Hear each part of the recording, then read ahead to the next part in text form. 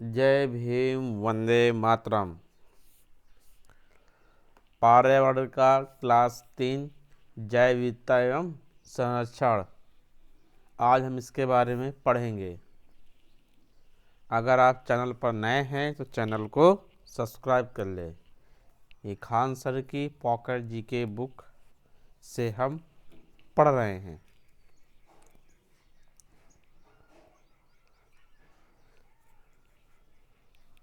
Channel नया है, आप सभी की सपोर्ट की ज़रूरत है। आप एक सब्सक्राइब करते हैं, हम आपके लिए बहुत दुआ करते हैं। आप मिलियन में या जिनके 10,000 के ऊपर सब्सक्राइबर हैं उनको सब्सक्राइब करते हैं, उनके लिए आपका सब्सक्राइब करना कुछ नहीं है, हमारे लिए बहुत है। एक सब्सक्राइबर मिलने से हमें बहुत खुशी मिलती है। जैव विविधता एवं संरक्षण।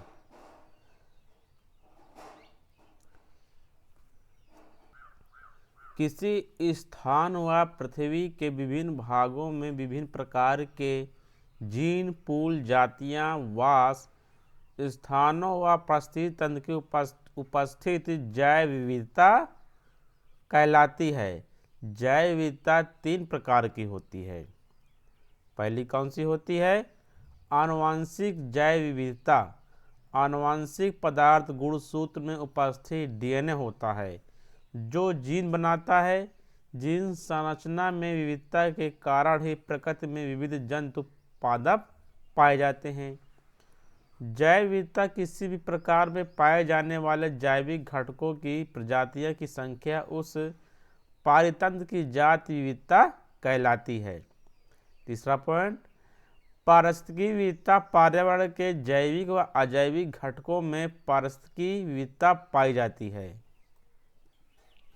IUCN international union conservation nature इसका फुल फॉर्म। अंतर्राष्ट्रीय प्रकृति एवं प्राकृतिक संसाधन संरक्षण संगठन के अनुसार विश्व में पादप एवं जंतुओं की कुल संख्या 1.5 मिलियन है, जिसमें सर्वाधिक संख्या कीटों की है। भारत में 12 अधिकतम जैव विविधता वाले देशों में सम्मिलित हैं। भारत में विश्व की कुल जैव विविधता 8.1% है। भारत में लगभग 46,000 पादप प्रजातियां हैं तथा 91,000 पशु प्रजातियां पाई जाती हैं। नोट: संयुक्त राष्ट्र सम्मेलन 1992 के उद्देश्यों को प्राप्त करने के लिए जैविक विविधता संशोधन अधिनियम 2023 पारित किया गया।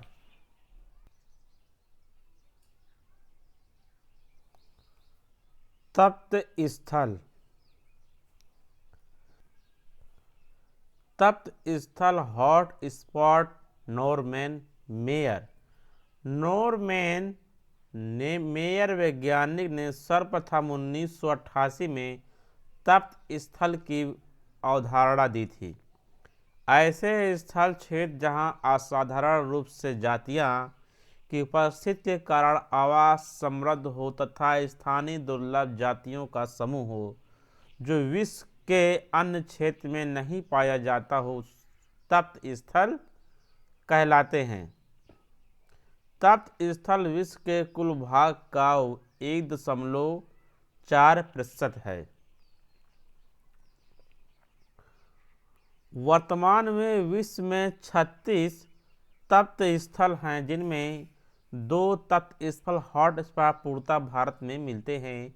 इसके अलावा 2 अन्य तप्त स्थल यथा इंडो बर्मा क्षेत्र एवं सुंडोलैंड, जिनका प्रसार दक्षिण एशिया में है, का कुछ भाग भारत में भी उपस्थित है। पूर्वी हिमालय, पश्चिमी घाट क्षेत्र, इंडो बर्मा क्षेत्र, सुंडालैंड।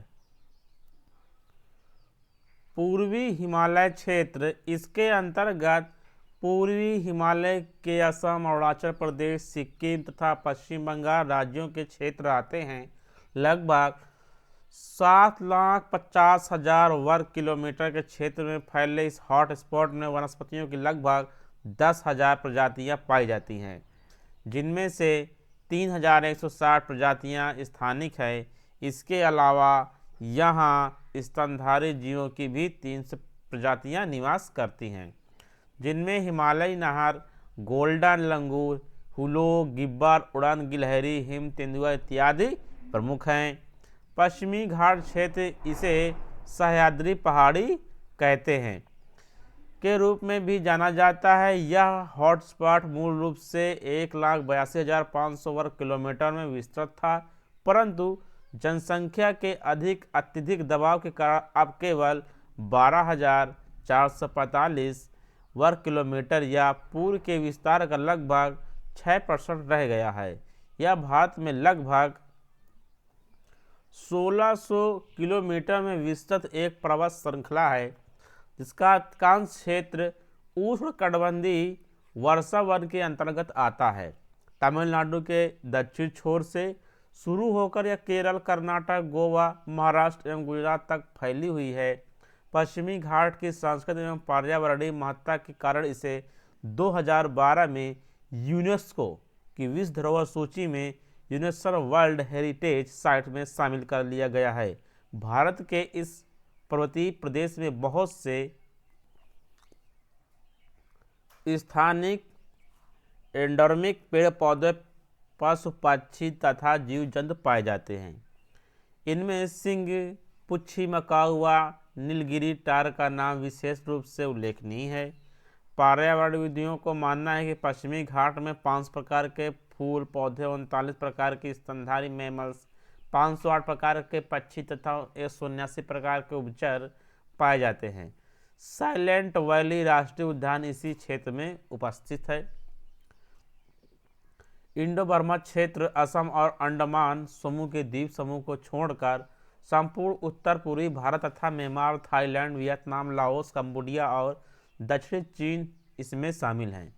भारत बर्मा जैव विविधता हॉटस्पॉट संसाधन दोहन और आवास स्थानों के विनाश की तीव्र दर के कारण सबसे अधिक संकटापन्न हॉटस्पॉट में से एक है। सुंडालैंड, इसमें निकोबार द्वीप समूह के अतिरिक्त इंडोनेशिया, मलेशिया, सिंगापुर आदि को शामिल किया गया है। समुद्री जैव विविधता के कारण भारत का पहला राष्ट्रीय केंद्र जामनगर, गुजरात में स्थित है। कहाँ स्थित है? जामनगर, गुजरात में स्थित है। क्या? समुद्री जैव विविधता के लिए भारत का पहला केंद्र। भारत के विभिन्न जैव भौगोलिक क्षेत्र भारत में विद्यमान जैव विविधता को निम्नलिखित रूप में वर्गीकृत किया जा सकता है। रेल्स, बायोम, जैव विविधता क्षेत्र। जैविक रेल्स इकोजोन या ऐसे विशाल विशिष्ट क्षेत्र हैं जिनके भीतर पारितंत्र व्यापक रूप से एक समरूप बायोटा साझा करते हैं। ये एक महाद्वीप या उपमहाद्वीप के आकार के होते हैं, जिनमें भौगोलिक तथा जीव जंतु एवं पादपों को एक सूत्र में बांधने वाला लक्षण विद्यमान होते हैं। भारतीय क्षेत्र दो रेंज के विस्तृत होता है, निम्नलिखित हैं। हिमालय क्षेत्र का प्रतिनिधित्व पैलिआर्कटिक रेंज करता है। शेष उपमहाद्वीप जिसका प्रतिनिधित्व मलय रेंज से होता है। आप देखें कि हम बायोम क्या है? बायोम शब्द का अर्थ है विशिष्ट जलवायु प्रतीकों के क्षेत्र में रहने वाले पौधे और जानवरों के समूह, कुल समूह का योग है। किसमें? पौधे या जानवरों का कुल समूह का योग है। इनके अतिरिक्त जंतुओं, वनस्पतियों तथा मृदा की पारस्परिक अंतर क्रिया सम्मिलित होती है तथा इस क्षेत्र में रहने वाले जंतु तथा पादप पर्यावरण के प्रति अनुकूलित होते हैं। दूसरे शब्दों में बायोम धरती या समुद्र में किसी ऐसे बड़े क्षेत्र को कहते हैं जिसके सभी भागों में मौसम, भूगोल और निवासी जीवों की समानता हो। भारत के 5 बायोम निम्नलिखित हैं: उष्णकटिबंधीय आर्द्र वन, उष्णकटिबंधीय शुष्क अथवा पर्णपाती वन, मानसून वन सहित उष्ण मरुस्थल और आर्द्र मरुस्थल, शंकुधारी वन, अल्पाइन घास के मैदान। पहला क्या है? उष्णकटिबंधीय आर्द्र वन, उष्णकटिबंधीय शुष्क अथवा पर्णपाती वन, इसको कहते हैं मानसून वन सहित। तीसरा, उष्ण मरुस्थल और आर्द्र मरुस्थल, शंकुधारी वन, अल्पाइन घास के मैदान। भारत के बायोम। भारत के विभिन्न जलवायु प्रदेशों में विभिन्न प्रकार की प्राकृतिक वनस्पति का विकास हुआ है। यहाँ की प्राकृतिक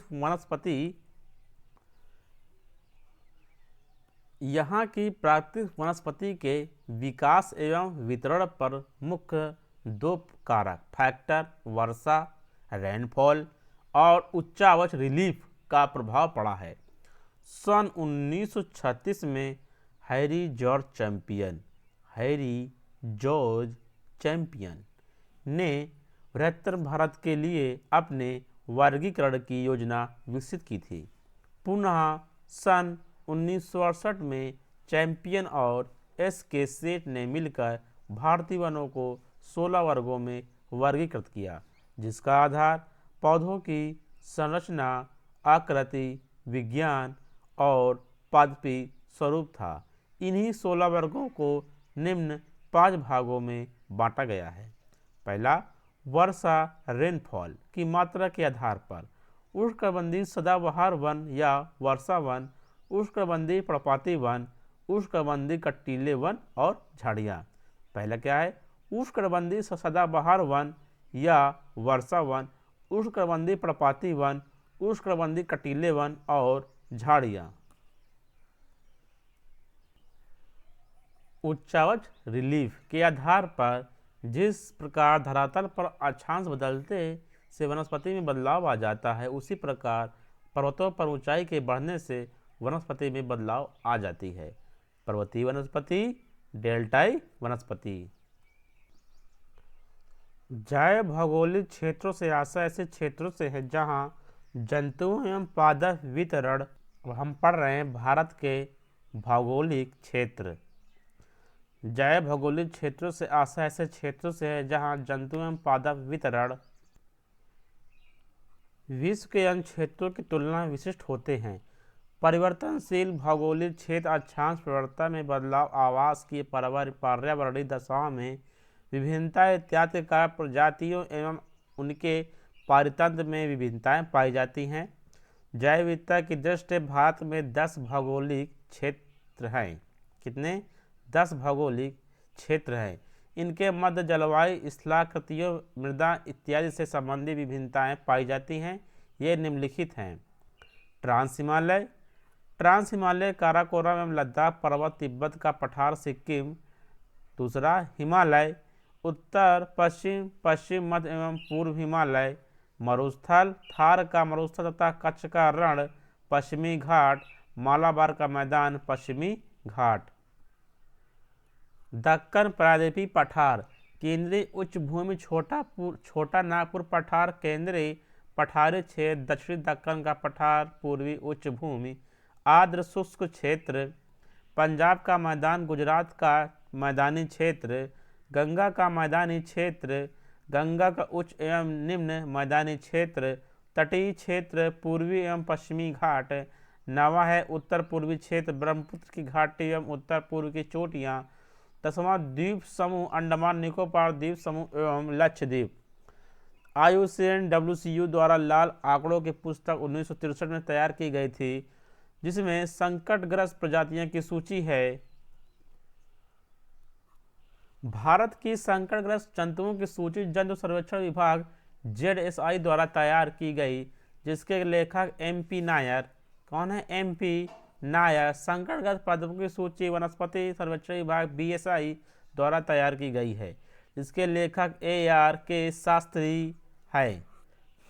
भारत में बाघ, भारतीय डॉल्फिन, भारतीय हाथी, जंगली गधा और शेर, घड़ियाल, गुणावन इत्यादि संकटापन्न प्रजातियां हैं। जैव विविधता का संरक्षण। जैव विविधता पौध जंतु को नष्ट होने से बचाना ही जैव विविधता का संरक्षण कहलाता है। जैव विविधता का संरक्षण दो प्रकार से किया जाता है। जैव विविधता पौधे जंतु को नष्ट होने से बचाता है, जैव विविधता का संरक्षण कहलाता है। जैव विविधता का संरक्षण दो प्रकार से किया जाता है, स्वस्थाने, उस स्थानीय संरक्षण। स्वस्थाने इस प्रकार के संरक्षण विभिन्न अन्य जातियों का संरक्षण उनके प्राकृतिक आवास स्थानों में किया जाता है। स्वस्थानीय संरक्षण के अंतर्गत बायोस्फीयर रिजर्व, राष्ट्रीय उद्यान एवं वन्य जीव अभयारण्य, नम भूमियाँ, मैंग्रोव वनस्पति आदि आते हैं, जिन्हें कहते हैं आर्द्र भूमियाँ। उत्स्थानीय बहिस्थानीय संरक्षण इस प्रकार के संरक्षण में अन्य प्राणियों को उनके प्राकृतिक आवास से हटाकर अन्य सुरक्षित स्थानों पर रखा जाता है। इसमें चिड़ियाघर आदि शामिल किए जाते हैं। अब हम देखेंगे बायोस्फीयर रिजर्व, जैवमंडल आरक्षित क्षेत्र। बायोस्फीयर रिजर्व में संपूर्ण पारिस्थितिकीय तंत्र हैं, इसलिए समुद्री और समुद्र तटीय परितंत्र क्षेत्रों को शामिल किया जाता है। इस प्रकार के क्षेत्र में पौधे, जीव जंतुओं एवं सूक्ष्म जीवों को उनके प्राकृतिक आवास में संरक्षित करने का प्रयास किया जाता है। बायोस्फीयर रिजर्व में तीन प्रकार के क्षेत्र हैं। कोर जोन या क्षेत्र, बायोस्फीयर रिजर्व का केंद्रीय भाग जहां मानव क्रियाकलापों की अनुमति नहीं होती है, इसे कहते हैं कोर जोन। दूसरा बफर क्षेत्र, क्रोड क्षेत्र, ठीक बाहर वाला क्षेत्र जहां मानव क्रियाकलापों के लिए सीमित अनुमति होती है, जहां शैक्षिक अनुसंधान कार्य किए जा सकते हैं। तीसरा पॉइंट है मैनिपुलेशन या पर्यटन क्षेत्र। इसमें मानवीय क्रियाकलापों की अनुमति होती है, जैसे पर्यटन, शिक्षा, प्रशिक्षण आदि। भारत सरकार द्वारा अब तक 18 बायोस्फीयर रिजर्व घोषित किए जा चुके हैं।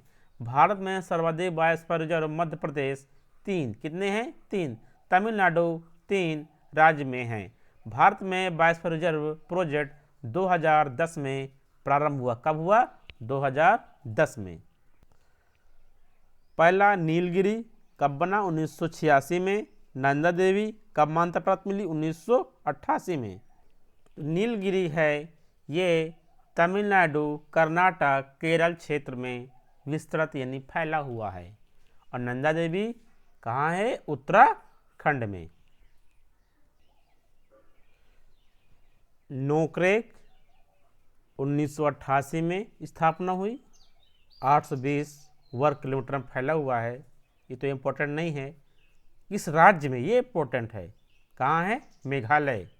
ग्रेट निकोबार कहाँ स्थित है? अंडमान निकोबार। मानस कहाँ स्थित है? असम।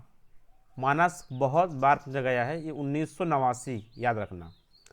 सुंदरवन पश्चिम बंगाल में स्थित है। मन्नार की खाड़ी तमिलनाडु राज्य में स्थित है। सिमलीपाल उड़ीसा राज्य में स्थित है। डिब्रू साइखोवा सबसे छोटा है, ये असम राज्य में स्थित है।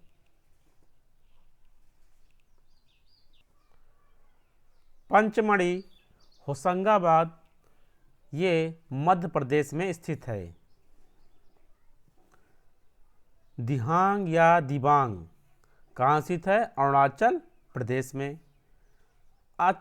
कंचनजंगा 2010 में मान्यता मिली, कहाँ स्थित है? सिक्किम में।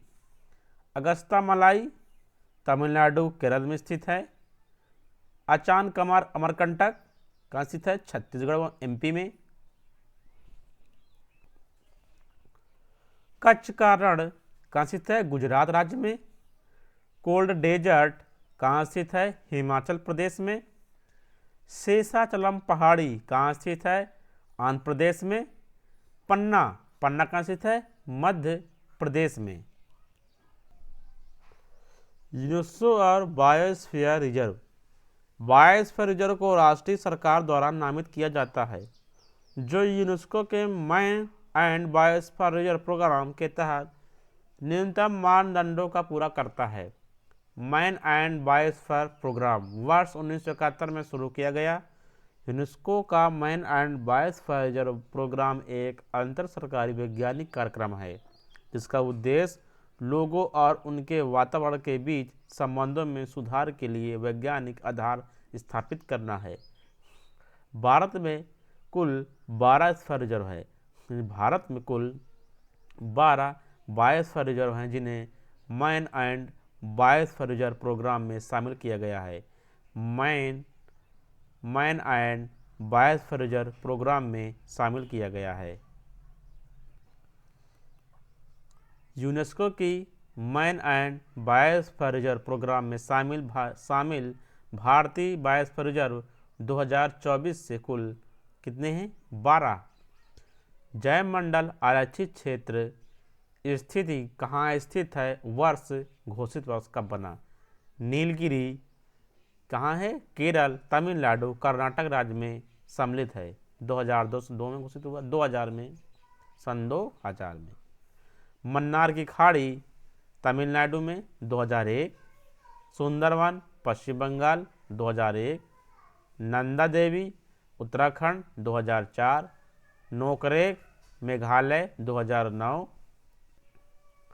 पंचमढ़ी मध्य प्रदेश 2009, सिमलीपाल उड़ीसा 2009, अचानकमार मध्य प्रदेश 2012, ग्रेट निकोबार अंडमान निकोबार द्वीप समूह 2013, अगस्त्यामलाई तमिलनाडु,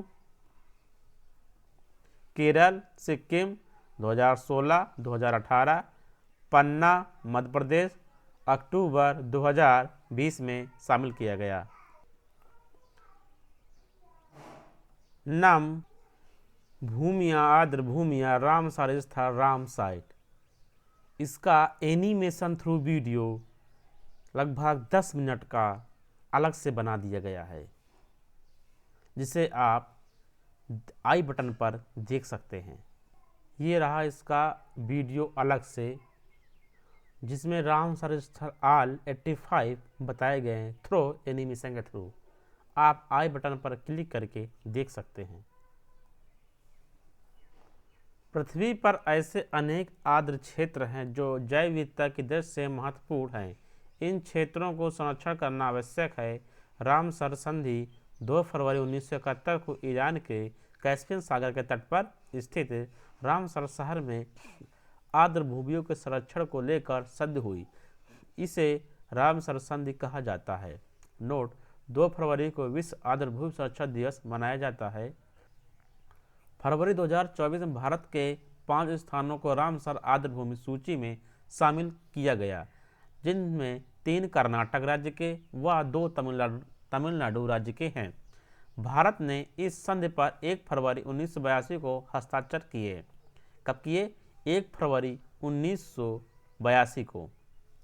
रामसर स्थल रामसर साइट वे आर्द्र भूमियाँ जिनका संरक्षण इस संधि के तहत किया जाएगा रामसर स्थल रामसर साइट कहलाते हैं।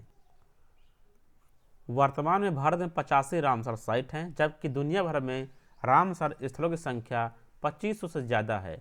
विश्व की प्रथम रामसर साइट 1974 में ऑस्ट्रेलिया में स्थित कोबोर महाद्वीप को घोषित किया गया। विश्व में सर्वाधिक 75 रामसर साइट स्थल यूनाइटेड किंगडम में है। ब्रिटेन। भारत का पहला रामसर साइट स्थल चिल्का झील उड़ीसा तथा केवलादेव पश्चिम विहार राजस्थान है। भारत रामसर साइट वाला राज्य तमिलनाडु है। भारत का सबसे बड़ा रामसर स्थल सुंदरवन वेटलैंड व पश्चिम बंगाल, क्षेत्रफल 4230 वर्ग किलोमीटर तथा सबसे छोटा रामसर स्थल रेणुका वेटलैंड कौन है? रेणुका वेटलैंड हिमाचल प्रदेश में है।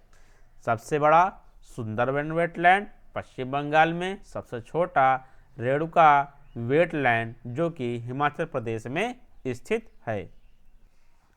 अब अगर भारत में रामसर स्थलों की सूची: चिल्का झील उड़ीसा, केवलादेव राष्ट्रीय उद्यान राजस्थान, लोकटक झील मणिपुर,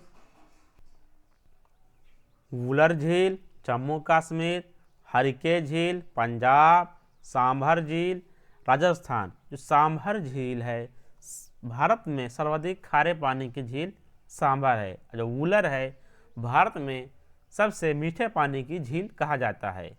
रोपड़ वेटलैंड पंजाब, कोलेरू झील आंध्र प्रदेश। चैनल को सब्सक्राइब कर लें। दीपोर झील असम, पोंगबान झील हिमाचल प्रदेश, सोमरोई झील लद्दाख, अष्टमुद्री झील केरल, अस्तमंकोटा झील केरल, वेम्बनाथ कोल आर्द्रभूमि झील केरल, भोज wetland Madhya Pradesh, Bhitarkanika mangrove Orissa. Bhitarkanika mangrove झील में रिडले कछुए पाए जाते हैं जो कि विलुप्त होने की उसमें हैं।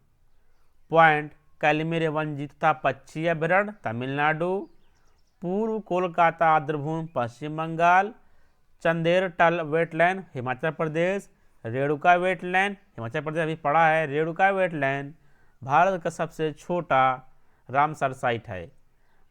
होकेरा वेटलैंड जम्मू कश्मीर, सुरसर तथा मानसर झील जम्मू कश्मीर, रुद्रसागर झील त्रिपुरा, ऊपरी गंगा नदी उत्तर प्रदेश, नल सरोवर पक्षी अभयारण्य गुजरात, सुंदरवन डेल्टा क्षेत्र पश्चिम बंगाल, नंदुर मध्वेश्वर महाराष्ट्र, नवाबगंज पक्षी अभयारण्य उत्तर प्रदेश, किशोनपुर मियोनी कम्युनिटी रिजर्व पंजाब, ब्यास संरक्षण रिजर्व पंजाब, नागर वन्यजीव अभयारण्य पंजाब, सांडी पक्षी अभयारण्य उत्तर प्रदेश, समसपुर पक्षी अभयारण्य उत्तर प्रदेश, समन पक्षी विहार उत्तर प्रदेश, पार्वती अर्गा पक्षी अभयारण्य उत्तर प्रदेश, सरसाई नावर झील उत्तर प्रदेश, आसन कंजर्वेशन रिजर्व उत्तर प्रदेश, काबरताल बिहार, लोनार झील महाराष्ट्र।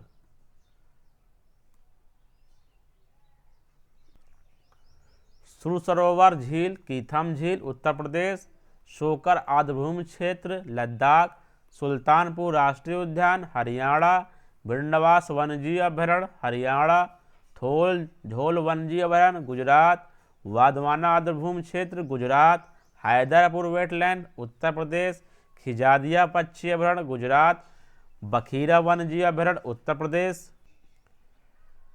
करिकिली पक्षी अभयारण्य Uttar Pradesh, Pallikaranai marsh reserve forest Tamil Nadu, Pichavaram mangrove Tamil Nadu, Sankhya Sagar Madhya Pradesh, Pala आर्द्रभूमि मिजोरम, सतकासिया रामसर उड़ीसा, रंगना भिट्टू पक्षी अभयारण्य कर्नाटक, नंदा झील गोवा, सिरपुर आर्द्रभूमि मध्य प्रदेश, कोथनकुलम पक्षी अभयारण्य तमिलनाडु, मन्नार खाड़ी तमिलनाडु, वेम्बनूर वेटलैंड तमिलनाडु, वेल्लड पक्षी अभयारण्य तमिलनाडु, वेदांतगल पक्षी अभयारण्य तमिलनाडु, उदयमर्थनम पक्षी अभयारण्य तमिलनाडु, टम्पारा झील उड़ीसा, हीराकुंड रिजर्व उड़ीसा, अनसुईया झील उड़ीसा, यशवंत सागर मध्य प्रदेश, चिंतागुड़ी पक्षी अभयारण्य तमिलनाडु, सुचिंद्रम थेरुम वेटलैंड तमिलनाडु, वडुआ पक्षी अभयारण्य तमिलनाडु, कांजीकुलम पक्षी अभयारण्य तमिलनाडु, ठाड़े क्रीक महाराष्ट्र, हाईगाम वेटलैंड संरक्षण रिजर्व जम्मू कश्मीर, सोलबुग वेटलैंड संरक्षण रिजर्व जम्मू कश्मीर,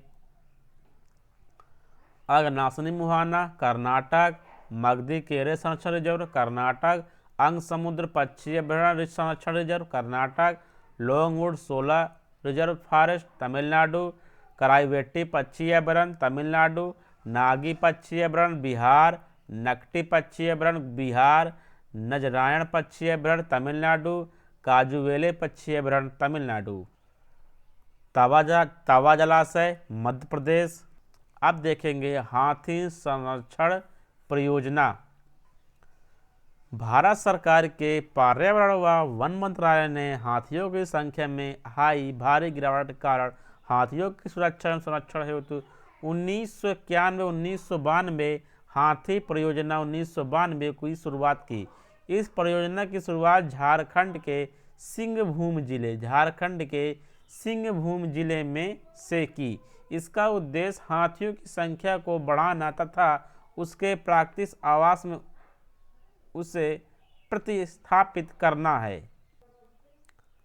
यह परियोजना वर्तमान में 16 राज्यों में चल रही है, जिसके तहत 32 हाथी संरक्षण रिजर्व घोषित किए गए हैं, जिनका कुल क्षेत्रफल लगभग 60,000 वर्ग किलोमीटर है। हाथी को 2010 में राष्ट्रीय विरासत पशु घोषित किया गया। कब? 2010 में। विश्व हाथी दिवस 12 अगस्त को मनाया जाता है। हाथी गांव केंद्र सरकार और राज्य सरकार के सहयोग से कुंडा गांव आमेर जयपुर को एशिया का तीसरा हाथी गांव बनाया जा रहा है, जिसमें हाथियों के लिए चिकित्सा, बाहतों को रहने के लिए घर तथा राइडिंग ट्रैक बनाए जा रहे हैं। हाथी पुनर्वास केंद्र। देश का पहला हाथी पुनर्वास केंद्र यमुनानगर, हरियाणा है। अन्य हाथी पुनर्वास केंद्र कोट्टूर, केरल। कोट्टूर कहाँ है? केरल। यहाँ एशियाई हाथियों का संरक्षण किया जा रहा है। 12 अगस्त 2017 को केंद्रीय पर्यावरण, वन एवं जलवायु परिवर्तन मंत्रालय द्वारा हाथियों की संख्या की रिपोर्ट जारी की गई, जिसके अनुसार देश में 27,312 हाथी हैं, जिनमें सर्वाधिक कर्नाटक राज्य में हैं। हाथी मेरे साथी अभियान। हाथी संरक्षण हेतु 2011 में प्रारंभ अभियान, जिसका शुभंकर गज्जू को चुना गया। हाथी रेंज पूर्वी भारत, दक्षिणी पश्चिमी बंगाल, झारखंड। हाथी रिजर्व राज्य सिंहभूम झारखंड, मयूरभंज उड़ीसा, महानदी उड़ीसा, संबलपुर उड़ीसा, वैतरणी उड़ीसा। दक्षिणी उड़ीसा, लेमुरी छत्तीसगढ़, लेमरू छत्तीसगढ़,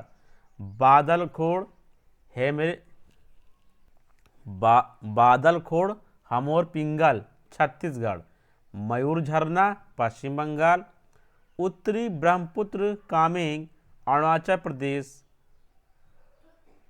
सोनितपुर प्रदेश असम। दक्षिणी ब्रह्मपुत्र असम अरुणाचल प्रदेश कहाँ स्थित है? दिहांग पटकोई, दक्षिणी अरुणाचल प्रदेश, असम अरुणाचल प्रदेश। काजीरंगा असम नागालैंड, काजीरंगा कार्बी आंगलोंग धनसिरी लुंगदोंग इतांकी असम नागालैंड। ये क्षेत्र हैं। पूर्वी 2 ओर असम पश्चिम बंगाल, चिरोंग असम पूर्वी 2 ओर पश्चिमी बंगाल में स्थित है। पूर्वी हिमालय ये मेघालय का पार्ट है। गारो हिल्स मेघालय, खासी हिल्स मेघालय। नीलगिरी पूर्वी घाट कर्नाटक, केरल, तमिलनाडु, आंध्र प्रदेश। मैसूर कर्नाटक, वायनाड केरल, रॉयल आंध्र प्रदेश, नीलगिरी तमिलनाडु। दक्षिणी नीलगिरी केरल, तमिलनाडु। सांतघाटी केरल, कोयम्बटूर तमिलनाडु। पश्चिमी घाट केरल, तमिलनाडु। अन्नामलाई तमिलनाडु, अनायमुड़ी केरल। पेरियार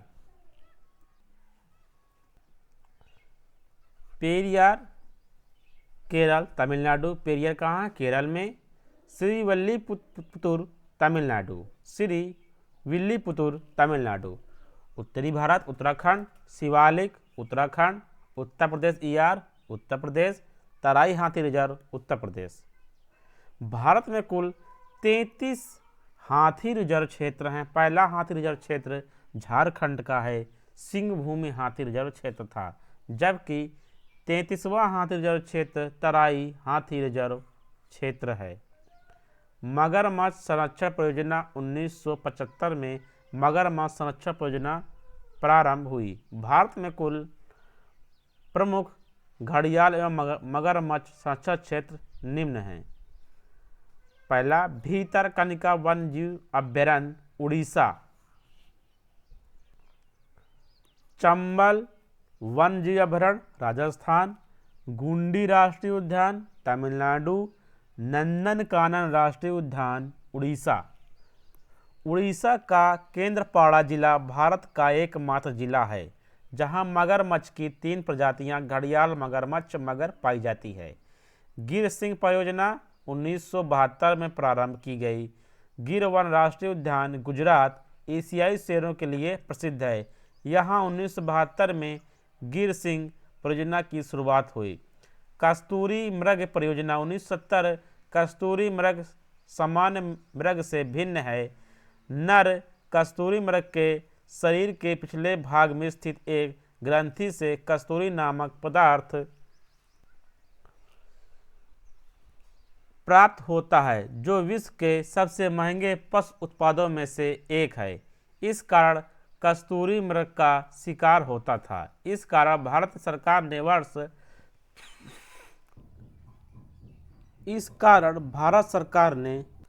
वर्ष 1970 में international union for conservation of nature IUCN के सहयोग से उत्तराखंड के केदारनाथ अभयारण्य में कस्तूरी मृग परियोजना प्रारंभ की। कहाँ?